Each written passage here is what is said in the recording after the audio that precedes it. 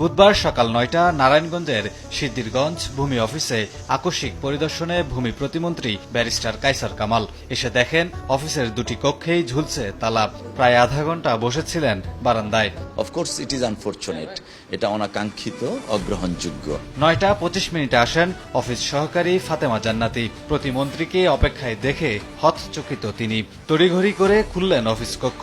পরে একে একে উপস্থিত হন সহকারী কর্মকর্তা ও উপসহকারী কর্মকর্তা।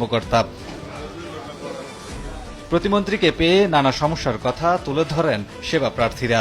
জানান টাকা ছাড়া মেলে না কোনো সেবা। আসছি 3টার সময় উপস্থিত তাদের 50টা বন্ধু আছে, সেটা আমাদের তো অলরেডি জমা হয়ে যাওয়ার কথা। এখন এখানে বলছে ওই যে আপু আসছে বলছে আজকে হবে না। এরপর গেলাম, আমি আসে দেখেন তারা ইয়েটা কি করলো, 27 ছিঁড়ে ফেললো।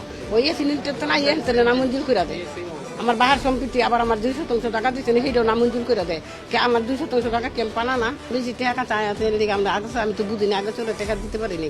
সমস্ত কাগজপত্র একুরেট থাকা সত্ত্বেও লক্ষ লক্ষ টাকা ছাড়াই করে না। আমার একটা বাড়ির ছোট একটা বাড়ির একটা কাজ 2.5 লক্ষ টাকা দাবি করছে, এরপরে এই কাজ আমি 20,000 টাকা করাইছি। এটা বাজে এখন আমাকে স্যার গতকাল ইউনুস স্যার এসএলএস একটা নির্দেশ ছিল যে এখানে একটা রিফিউজি কলোনি আছে স্যার, একটা হিন্দু পরিবার নাকি উচ্ছেদ করে দিছে।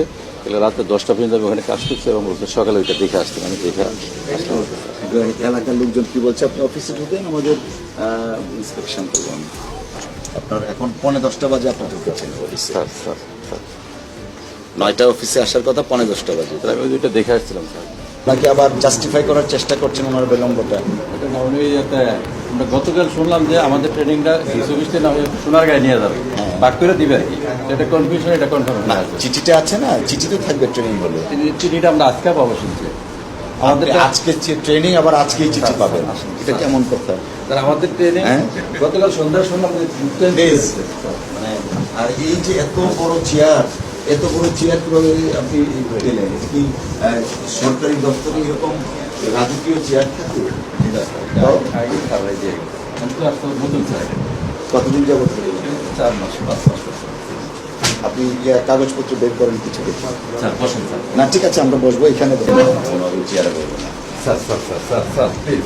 না না না, ওই এত দামি চেয়ারে আমি বসতে পারি না। এটা আমরা আগে ঠিক আছে, আপনি আমাদের স্কেডিউল অনুসারে কি কি থাকা দরকার সেই কাগজপত্রগুলো বের করতে পারেন।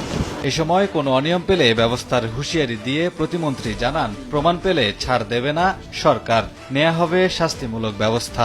ভূমি অফিসের যারা সেবাদানকারী কর্মকর্তা থাকেন তাদের সাথে সেবা গ্রহীতাদের একটা ব্যাপক গ্যাপ কাজ করছে। সারা বাংলাদেশের প্রত্যেকটা ভূমি অফিসকে নিয়ে প্রশ্নবিদ্ধ আছে, অনেকের অভাব, অভিযোগ, অনুযোগ অনেক কিছু আছে, অনেক বিষয় এখানে আছে। করাপশনের এলিগেশনসটা তো 1 নম্বরে আছে। আমরা এই বিষয়গুলো অ্যাড্রেস করছি। দুর্নীতি ঠেকাতে সারা দেশে এমন আকস্মিক পরিদর্শন চলমান থাকবে বলে জানান ভূমি প্রতিমন্ত্রী।